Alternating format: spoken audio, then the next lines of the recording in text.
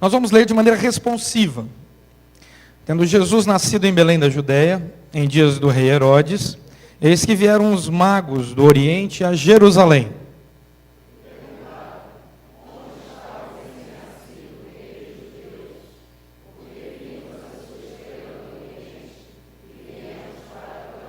Tendo ouvido isso, alarmou-se o rei Herodes e com ele toda Jerusalém.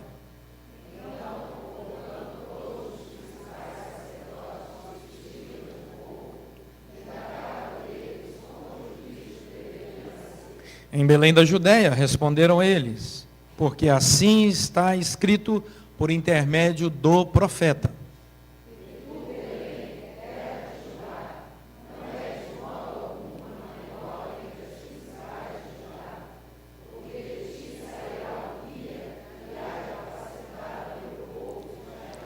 Com isto, Herodes, tendo chamado secretamente os magos, inquiriu deles com precisão quanto ao tempo em que a estrela aparecera.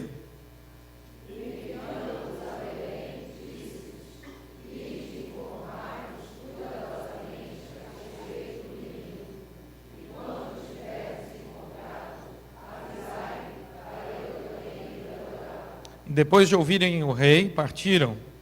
E eis que a estrela que viram no oriente os precedia, até que chegando, parou sobre onde estava o menino.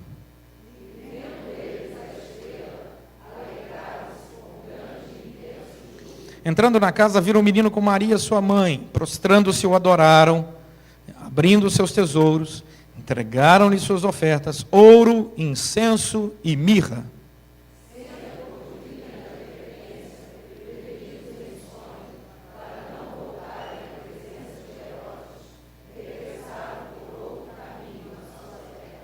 Vamos orar. Ó Deus, fala ao nosso coração pela obra do Teu Santo Espírito, aplica esta mensagem para que a nossa vida seja enriquecida por Ti mesmo. Oramos em nome de Jesus Cristo. Amém. Recentemente saiu mais uma pesquisa mundial, liderada pela ONU, falando sobre qualidade de vida. Acho que os irmãos viram na televisão, nos jornais, falando sobre a qualidade de vida na educação, na saúde, segurança, e mais uma vez nós ficamos lá embaixo, né? Nós já não estamos nem mais na segunda divisão, já está lá na terceira, quarta e assim por diante. E é muito triste, porque você olha para essa pesquisa e você diz, o Brasil é tão rico, em todos os aspectos, o Brasil é um país com uma riqueza em sua natureza, com grandes recursos naturais. O Brasil tem um potencial tremendo. O Brasil é um país maravilhoso, você tem diferença de clima e solo, você poderia fazer um grande planejamento na área da agricultura, da pecuária, no país inteiro. A gente que viaja muito sabe o quanto esse Brasil é maravilhoso, em termos de riquezas, turismo. O Brasil é espetacular, o povo brasileiro é muito bom, o povo brasileiro é um povo cordato, um povo hospitaleiro. O povo brasileiro é inteligentíssimo, o povo brasileiro é trabalhador, não se engane, o povo brasileiro é espetacular. Eu tenho muito orgulho de ser brasileiro, orgulho santo de ser brasileiro. Então é muito bom, muito bom. Você vai nas grandes universidades do mundo, você vai em Harvard, Yale, Oxford, você encontra professores brasileiros, cientistas brasileiros renomadíssimos, pessoas com uma alta capacidade intelectual. Então você tem artistas, artesãos, pessoas simples, grandes cientistas. O Brasil tem contribuído muito para o mundo inteiro. Aí você olha para o Brasil e diz, mas o que acontece? Que isso não se traduz num país com uma qualidade de vida melhor. Simples desinteresse. Vou repetir. Está gravando e respondo pelas minhas palavras. Desinteresse. O desinteresse de quem governa, seja de que partido for, porque isso independe de um só pessoa, em cidades mesmo, qualquer cidade, qualquer partido, há desinteresse. Eu já conversei com responsáveis por governos em vários lugares no Brasil, desinteresse. Você quer ver uma coisa? Eu vou te dar 2 exemplos. Muitas vezes já ouvimos falar sobre crise nos túneis no Rio de Janeiro. Você vai atravessar um túnel, você tinha medo, né? Tem medo. Vai ter tiroteio, não vai? Dependendo da hora. né? Não sei se você já passou por susto dentro de túnel, uma moto estoura um cano lá, pau! Você já se abaixa, sangue de Jesus tem poder, né? Seria tão simples colocar uma guarita blindada na entrada de um túnel, uma guarita blindada na saída de um túnel, acaba o problema. Mas o problema é esse, é que a solução é simples. Vai começar o verão, e eu vou dar uma de profeta. Novamente teremos arrastões nas praias. Natural. Mas sabe o que é, meus irmãos? É porque nós temos postos na praia, posto 1, posto 2, posto 3, que é o lugar onde salva-vida fica. Que você poderia colocar policial ali, com binóculo, policiais na calçada. É muito mais fácil um policial na calçada pegar um ladrão que corre na areia. Você acha que não? Porque a única rota de escape é a calçada. Ele não vai sair nadando, pegar uma fragata que está esperando dele lá do outro lado. Falta de interesse. Tem recurso, tem pessoal, mas não tem interesse. E aí a população também se desinteressa, boa parte dela, na solução do problema. E nem cobra. Isso seja no Rio, em São Paulo, qualquer lugar do Brasil, é assim. Então, o nosso problema mundial é falta de interesse. A NASA lançou mais um foguete, teste, para voo tripulado a Marte. Eu não sei quanto a você, mas muito me interessa um voo tripulado a Marte. Eu fico sonhando com um voo tripulado a Marte. Já pensou que espetáculo? Vai mudar a minha vida. Vai mudar a sua vida. Um voo tripulado a Marte. Vai mudar. Imagina. O homem, meu pai conta, a vida do meu pai mudou o dia que meu pai e minha mãe souberam que o homem chegou na Lua. Ou seja, a vida deles era uma coisa antes, no outro dia já era outra, porque o homem chegou na Lua. Fantástico. Estou sendo irônico. Para dizer que determinado investimento científico não tem sentido nenhum. Outros investimentos devem ser feitos quando você investe em saúde, educação, agricultura, pecuária, por aí vai. Graças a Deus pela ciência, vamos investir nela. Mas a nossa igreja, o ano passado, ou melhor, esse ano, nós aqui, Igreja da Gávea, nós nos reunimos e falamos, vamos acabar com a sede numa vila na África? Vamos. Nós nos mobilizamos, levantamos os recursos, investimos no missionário, que contratou uma empresa, cavou um poço artesiano, está fazendo agricultura de subsistência, acabou o problema numa aldeia inteira da África. A Igreja da Gávea, com os nossos recursos. Será que a NASA teria recursos para fazer a mesma coisa que a Igreja da Gávea? Ou outras agências que gastam fortunas com pesquisas para o nada? Vocês estão entendendo onde eu quero chegar? Desinteresse. O próximo, o sofrimento do próximo, não me interessa. Porque se existe desinteresse em relação ao próximo, existe também o falso interesse, ou o interesse ruim, que faz com que pessoas usem toda a sua capacidade intelectual, física, emocional e financeira para prejudicar o outro. E aí nós temos as formações de cartéis, grupos de corrupção, porque quando se tem interesse, se é organizado, tem planilha de custo, análise de investimento e retorno, cálculos muito bem fundamentados, investimentos em paraísos fiscais, compras de jatos para que facilite o transporte mundial, das coisas escusas. Existe o interesse de se reunir e fazer almoços e jantares para destruir o outro, deturpar o público, ou mesmo acabar com a vida privada de alguém. Quando existe interesse negativo, ele é um grande motivador. Não se engane, se tem alguém que sabe motivar, é alguém interessado em destruir. E a palavra do Senhor é clara com relação a isso. Esse texto que nós lemos, ele fala sobre isso. Ele fala sobre interesse e desinteresse. O texto nos fala sobre essa estrutura montada, e ele mostra que bênção quando nós somos interessados nas coisas corretas e desinteressados nas coisas erradas. Por quê? Porque esse texto, mantenha o texto aberto aí, por favor. Ele fala sobre uns magos que foram visitar Maria e José no nascimento de Cristo Jesus. Aí entra a história de que eram reis magos. A Bíblia não diz. A Bíblia também não diz o número. A Bíblia diz que eram magos. Então, quem eram esses magos? Quantos eram? De onde vieram?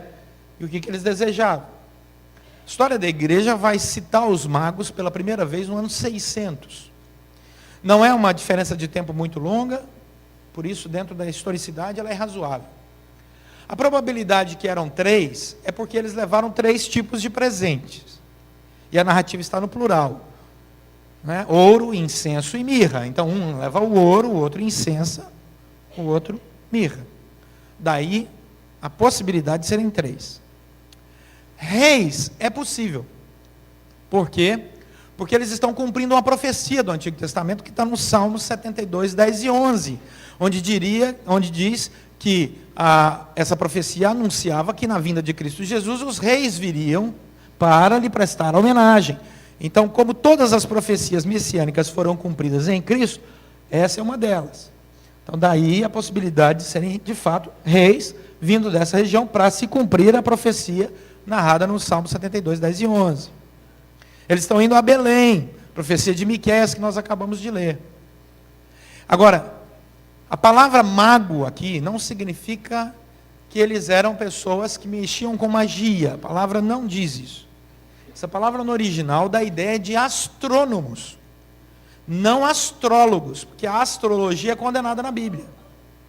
Então, quando alguém se debruça sobre a astrologia, ela está fazendo algo condenável de Deuteronômio. Mas na astronomia, não. Então, a ciência astronômica, ela é permitida, como qualquer outra ciência. A igreja, ao contrário do que a mídia diz, não é contrária à ciência, muito pelo contrário. Somos altamente favoráveis à ciência. Então, o texto vai nos dizer que esses magos, eles causaram impacto na cidade com a sua presença. O que levaram para o Senhor, ouro, incenso e mirra, eram objetos caros, eram presentes caríssimos. E o que levaram foi em tamanha quantidade que sustenta a família de Jesus no período da fuga, por vários anos. Então não foi uma oferta qualquer. Por terem causado impacto ao entrar na cidade, de fato eram pessoas muito importantes, porque não era a cidade deles, era Jerusalém. Então daí, podemos corroborar com todas essas tradições cristãs, não outras. Daí dizer que o nome é Beltazar, e por outros, aí você já viajou. Ok? Mas a probabilidade existe. O que acontece nessa história que é tão interessante na relação de interesse? Vamos pensar, magos, que o Senhor permitiu que na análise das estrelas, vissem um brilho numa estrela diferente e um movimento nela diferente a tal ponto deles terem seguido. Eles tinham esse hobby, já que eram reis, provavelmente, ninguém é rei como astrônomo. Eles tinham esse hobby e, conhecendo as escrituras, entenderam que era chegado o tempo da revelação desse rei. Porque eram pessoas letradas, sabiam ler e, por isso, tiveram interesse quando viram o sinal. Deus se revela a pessoas de maneiras diferentes e até surpreendentes. E a isso nós chamamos na teologia de graça. Graça. Alguns membros da igreja da Gávea se converteram passando na porta e ouvindo a música. Falaram, que interessante, entraram. Graça. Outras tiveram que ser convidadas, reconvidada, insistiu e recebeu 300, aí veio. Graça. A graça de Deus se manifesta de maneira diferente na vida de pessoas diferentes. Deus traz sinais, como fruto da sua graça e sua misericórdia, para cada vida, individualmente. Ele entende o seu momento, a sua necessidade, ele faz isso é graça. Sempre conforme a palavra dele. Nunca em contraposição à palavra dele, mas sempre conforme a palavra dele. Esses magos, eu não tenho dúvida, foram trazidos à presença de Cristo por sua graça. A maneira como Deus usou, esse estudo da astronomia. O conhecimento que eles tinham da profecia. E assim vieram pela graça de Deus ao encontro de Jesus Cristo. Bom, qual é o outro grupo que está envolvido nessa narrativa? O povo. Diz o texto que o povo ficou curioso, porque eles entraram ali naquela cidade, e diz o texto que eles ouviram dos magos a narrativa de que o rei prometido na Escritura tinha nascido, e eles se alarmaram, e eles começaram a comentar, uns com os outros. Esse comentário foi crescendo, mas é interessante, porque o interesse do povo para aí. Enquanto os magos continuam a sua procura por Jesus Cristo, o povo não. O povo ouve a notícia, faz dela uma fofoca, a fofoca cresce, está no Twitter de Jerusalém, top 10, está no Facebook dos sacerdotes, do povo ali e tal, né? Porque o rei chama o povo e diz assim: vem aqui e me diga o que está acontecendo. Então o povo ouve a notícia pelos magos, o rei ouve a notícia pelo povo. E sabe quem é que o rei, olha aí na narrativa, vai consultar? O rei chama os sacerdotes e escribas do povo e indaga onde o Cristo deveria nascer. Interessante isso, meus irmãos.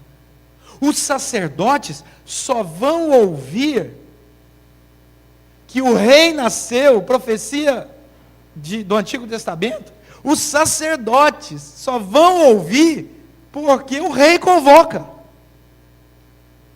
Quem deveria ser o primeiro a saber da notícia é o último.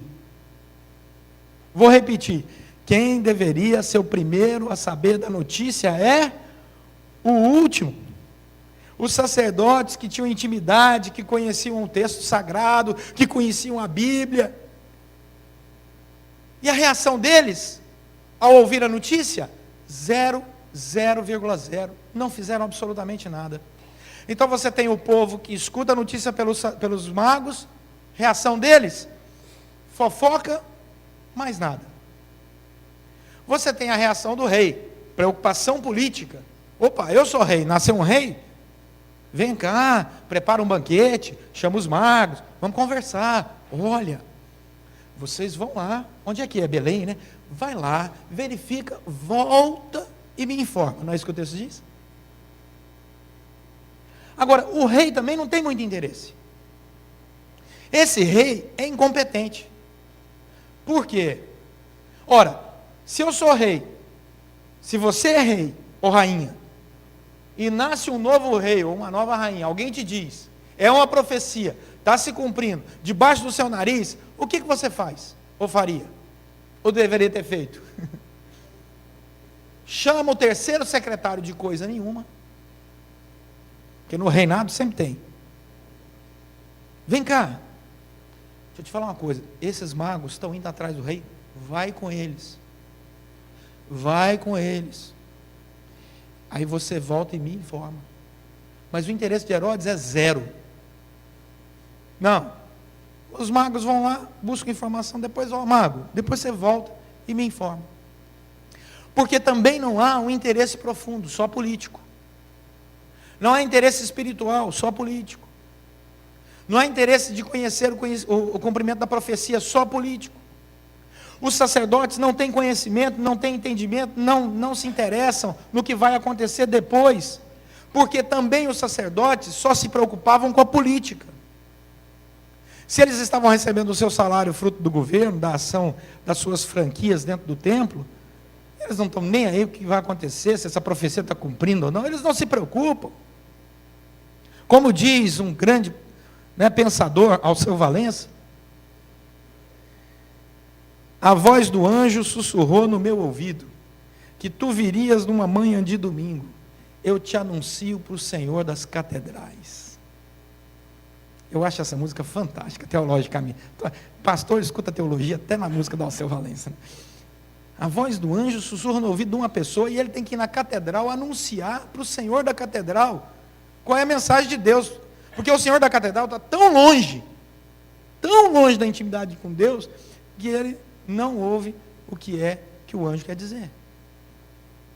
E aí, o que acontece é fantástico, meus irmãos, porque os magos foram embora, seguiram o seu caminho, eles não vacilaram no sinal que Deus tinha dado a eles, porque essa era a manifestação da graça de Deus. E como eu disse, Deus usa sinais diferentes para pessoas diferentes, mas sempre de conformidade com a Bíblia. E eles seguiram. Às vezes a gente escuta umas histórias no pastorado, são muito interessantes, de sinais assim. Pastor, aí um gato preto passou, não sei o que e tal, e você fica... Eu tenho um colega que há muitos anos atrás estava orando se era vontade de Deus ele casar com a namorada ou não. Ele já tinha toda a condição de casar e não sabia. Ele disse, aí Leonardo, eu abri à noite a porta do meu guarda-roupa para pegar um negócio, tinha um vagalume lá dentro com a luz verde, assim, casei com ela. E deu certo, sabe que o cara... Já tem até neto hoje, né? Ele vive muito bem, né?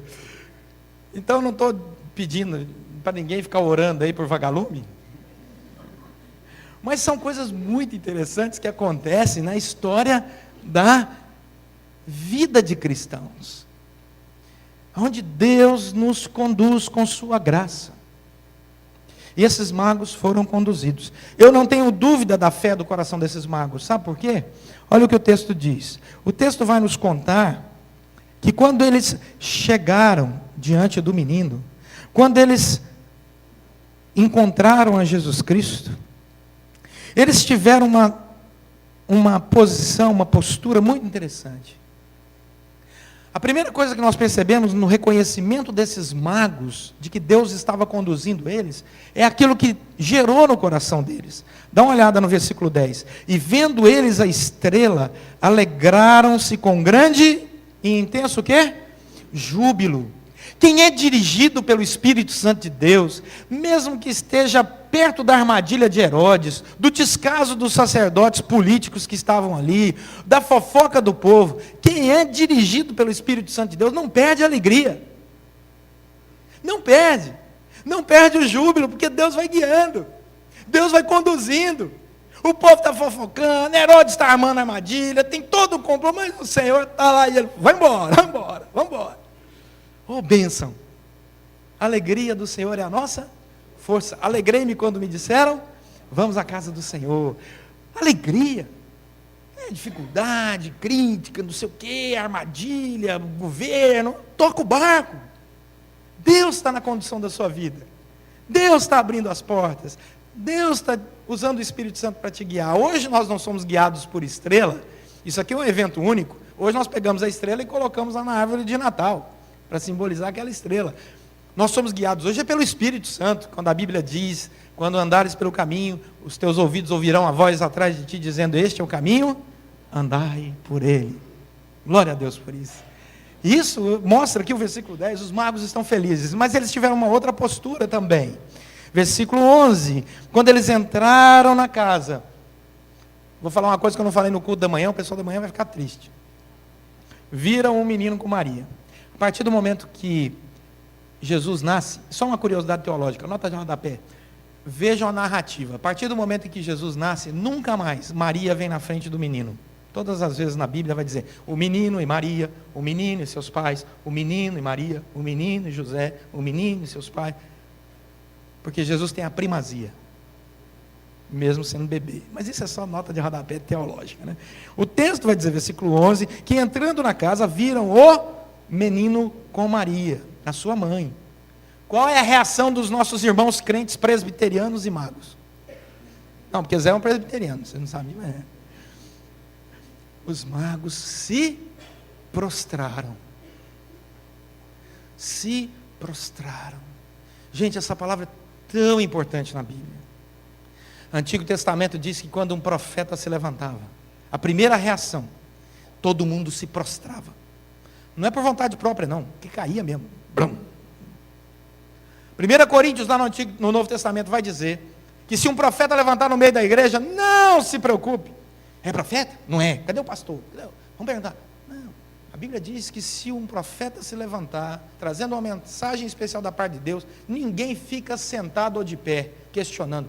Todos com a boca no pó, prostrarão, dizendo, Deus está de fato no meio de nós. Até o incrédulo que estiver passando na calçada vai cair. Você vê como é que as coisas estão diferentes entre o que a Bíblia diz e o que acontece por aí. Que é Deus chegando de maneira especial no lugar. Os magos chegaram e se prostraram. Uma atitude física diante do Senhor.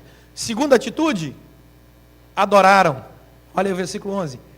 adoraram, testemunharam, glorificaram a Deus. O Messias nasceu, o Rei dos Reis, Senhor dos Senhores, está diante dos nossos olhos. Que privilégio desses magos. Ô inveja santa, né? Mas tudo bem, um dia nós vamos ver Jesus também, está empatado. E vamos viver com Ele pela eternidade toda. O texto diz que eles se prostraram, atitude física, e adoraram, atitude espiritual integral. A ideia de adoração aqui é de alguém que se lembra de quem é o Senhor que está diante e o adora em espírito e em verdade.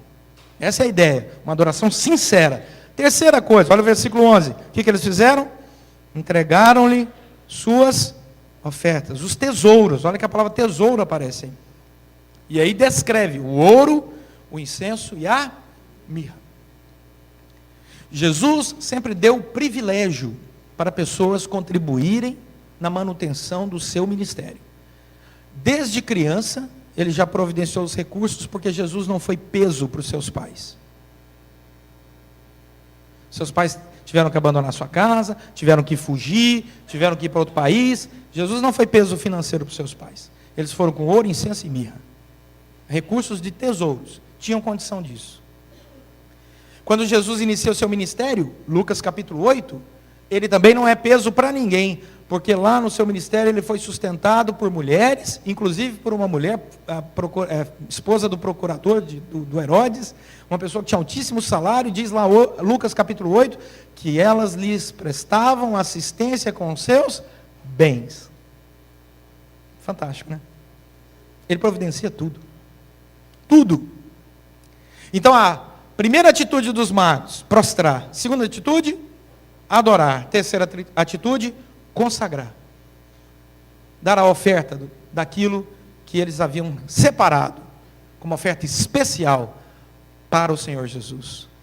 Isto é uma adoração completa. Fui guiado pelo Espírito Santo, cheguei aqui porque Deus me guardou, me livrou do mau caminho, me livrou das más companhias, me trouxe aqui, prostro, adoro, consagro. Resultado, versículo 12.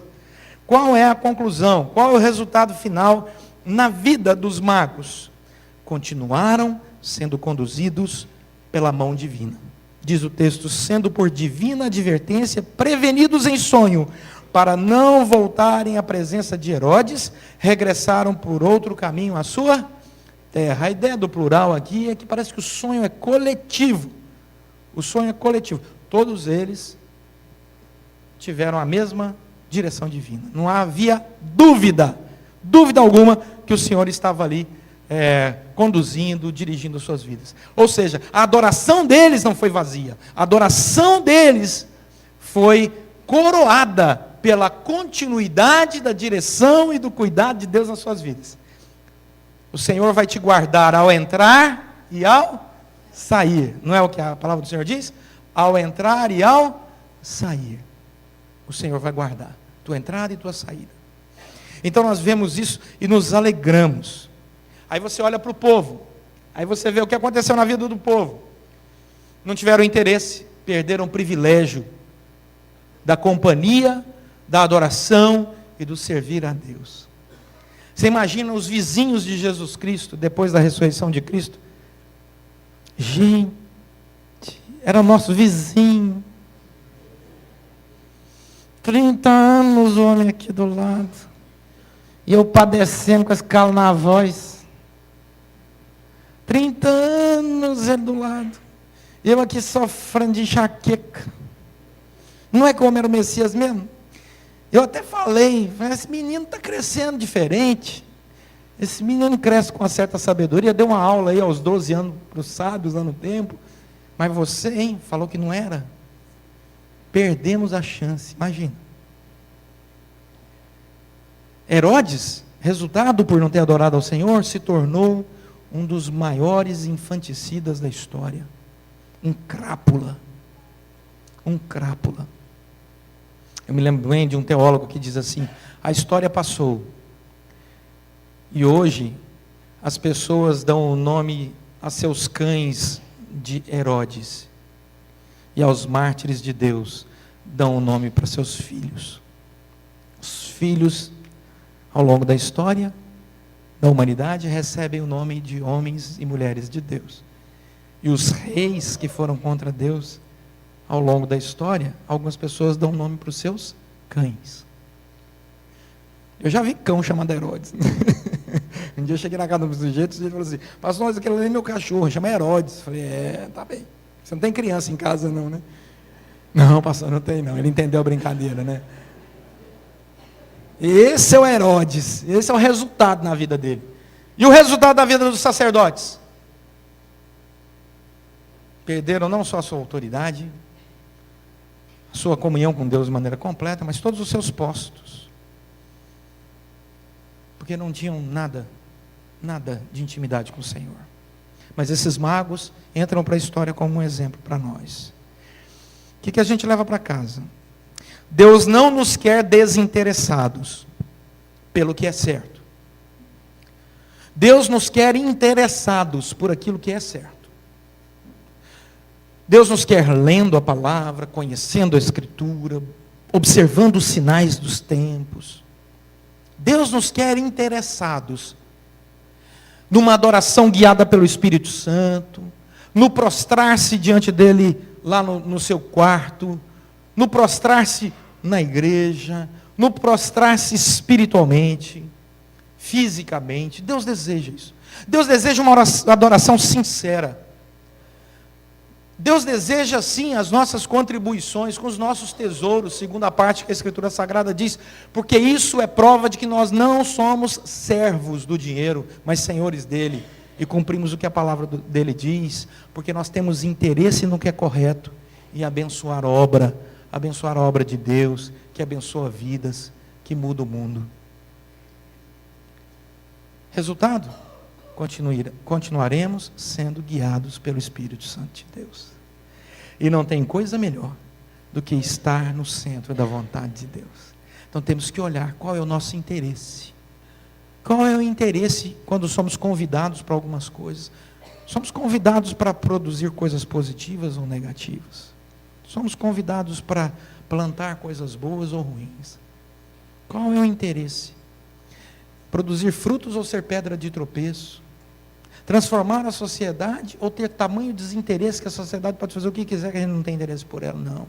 Fomos chamados para sermos guiados pelo Espírito Santo de Deus ao interesse santo de estar debaixo da soberana mão do Deus que nos abençoa. Deus vai guardar sua entrada e sua saída. Não se engane. Você não veio aqui hoje pela manhã por acaso. Deus te conduziu para adorá-lo de maneira completa e para sair daqui conduzido pela graça de Deus. Amém? Vamos orar?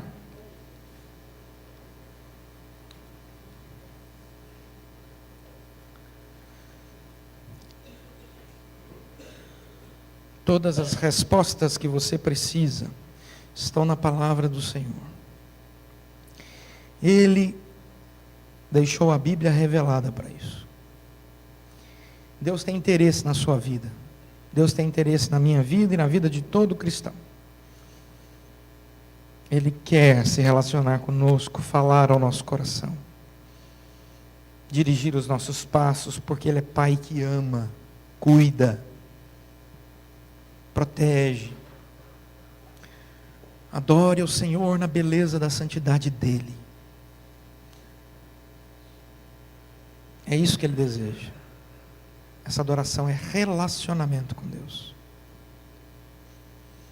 Senhor, nosso Deus e Pai, obrigado porque o Senhor despertou em nosso coração um santo interesse em Te buscar. Muito obrigado porque o Senhor nos chama para, junto com Teu povo, adorá-lo na beleza da Tua santidade. Nos prostrarmos diante do Senhor, consagrarmos ao Senhor nossas ofertas. Nossa oferta de louvor, nossa oferta financeira, nossa oferta de adoração. Oh Deus, como é bom essa espiritualidade integral vivida na Tua presença. Como isso é agradável. Agora, Senhor, abençoa cada família aqui representada. Nos conduza, ó Deus, nos sair daqui na mesma ação do Teu Santo Espírito que nos trouxe. Ó Deus, a nossa segurança não está no governo. A nossa segurança, Senhor, não está naquilo que nós mesmos podemos fazer. Tudo que temos e somos está guardado por Ti, porque é fruto da Tua graça em nós, sobre nós e para nós. Agora, Senhor, abençoa-nos e nos faça verdadeiros adoradores, dia após dia, para que nessa relação de intimidade contigo, estejamos sendo guardados de todas estas más influências. Em nome de Jesus Cristo, proteja-nos, pois oramos em nome de Jesus. Amém.